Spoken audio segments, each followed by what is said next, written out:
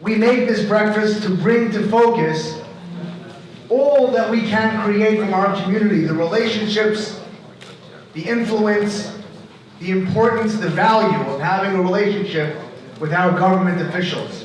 That can only happen because of you. You have to exercise your democratic right that we are so fortunate to have in this country. Go back to your hometown, go back to your city, your community, go back to your shul, your synagogue, your block, your office, your community, and make sure that nobody takes away your right to vote. No one is more influential and important to the cause of Agudath Israel of America and the issues that pertain to our community than the Executive Director, Executive Vice President of Agudath Israel of America, Rabbi David Bell. Baruch Haba, welcome to one and all to the 4th annual legislative breakfast of Agudath Israel of America.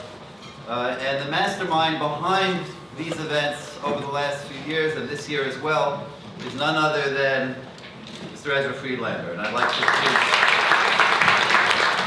we want to be seen. We want the world to understand that this is a community which is growing. It's a community that cares about the world around us, that cares about the issues that are on the table, that are on the plate for our political leaders, for those who will be in elected office, for those who are in appointed office, and who are making decisions that will affect all of humankind, all New Yorkers, and certainly all members of our community. And we're here, and we care, and we're watching, and it means a lot to us. As President and CEO of MedReview Inc., the oldest peer review organization in the state, it is indeed an honor for our organization to co-host the Agudath Yisrael annual pre-election legislative breakfast. There's only one thing that's going on right now that's of key importance to Israel. It's not the peace talks, because whether you think it a good thing or a bad thing, I don't think anything's going to come out of them. What's important is Iran. What is important is the making sure that Iran does not get nuclear weapons under any circumstances. Well, thankfully, our next speaker needs no introduction. He's somebody who's a real true friend of Agudath Israel, somebody who's a fixture at all our dinners, hasn't missed, he's always available whenever we need him. So we must remain strong, we must remain vigilant, we must remain outspoken.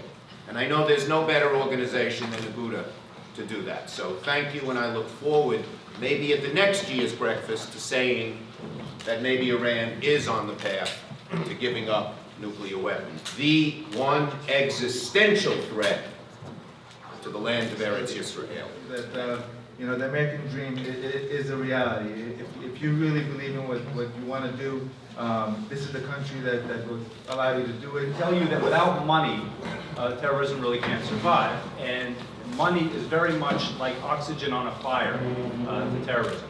If you take that money away, if you make it harder for terrorist nations and other groups to finance themselves, you make it much, much harder for terrorism to thrive and to grow.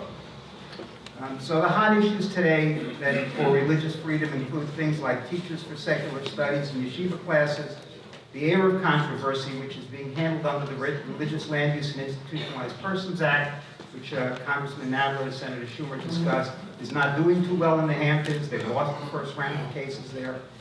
And in fact, just this week, the United States Supreme Court is hearing a case on prayer in public buildings, prayer in public places, coming out of all places, a town of Greece, New York. So I'm confident that Attorney General Schneiderman will have much more to tell us about religious land use and our religious freedoms and protections, and I'm anxious to hear his remarks. Thank you. I'm proud to say he's a friend, a good friend not only of mine, but of the entire Jewish community. It is my pleasure to introduce Attorney General Eric Schneiderman. In the Jewish community has to understand that discrimination against any of us is discrimination against all of us. And that is a message that I carry around the state of New York with me. That is the message of our Religious Rights Initiative, and that is something that I think Tzedek and Mishpat require of us all. And as your Attorney General, We will not win the battle against terrorism. We may not even be able to hold off the movement in Iran toward possession of nuclear weapons unless we can break oil's power.